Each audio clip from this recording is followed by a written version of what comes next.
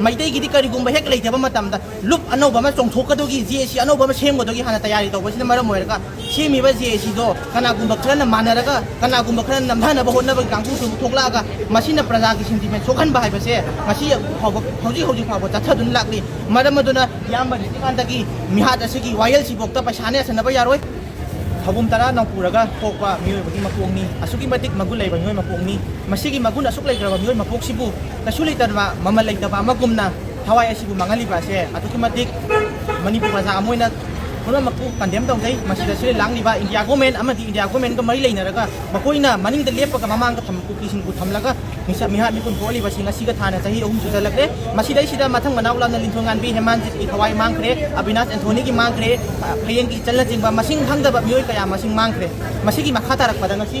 यामबा रिसिकान की थवाई याग्रब हक्चांग अखोइगी मनिपुर प्रजा की पुता अखोइ हुजुक लेजरे माकी मथोंग मन ngasi पांगथोखरे मदमदुना थवाई अमबु इकाई खुमना पुटपा रेस्पेक्ट पुटगा लोइना ngasi इमा मयांग लोइना ngasi थवाई सि इकाई खुमना अखोइ केंडल मैला थालुगा इकाई खुमना पुचरी मसिदा मखा ताना हाइजनिंगबदी इंडिया गवर्नमेंट ना कुकी सिंगी मनिंग तोंझंदुना कुकी हाइबा तमथीग्रबा सांगा दे हेना फटबा लमता चटपा सिंग सिगी दमकता मिचंग चंगछलगा मैदै सिंगु उत्वाई दम तुमना जनु मांग जनु हाइबगी मतागुमना इंधन दना हाललिबा खुदिंग मक्से मसी मखा ताना तौबिगनु लेपियु अदुगा ngasi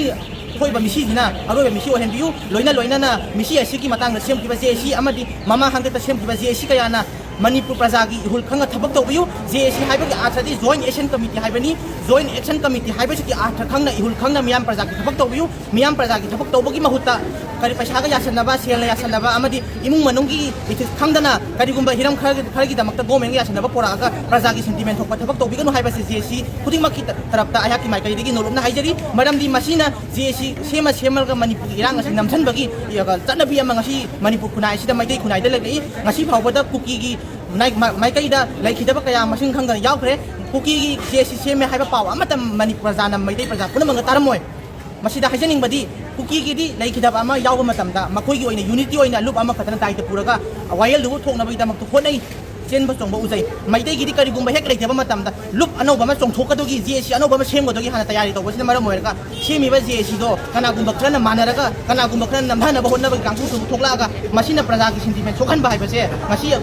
हौजी हौजी फाव चथदुन लाक्ली मरम अदुना याम रिकांदगी मिहाद असगी वायल सिबोक्ता पैसाने सनब यारोय मैदै एकोइ लाख तरागी ममन लैबा मैदै नते ममल नाइबा मैदै नते अदुगी मति मालेम पृथ्वी सिदा सिनबा थुंगना फावरिबा मगुल लैरबा जात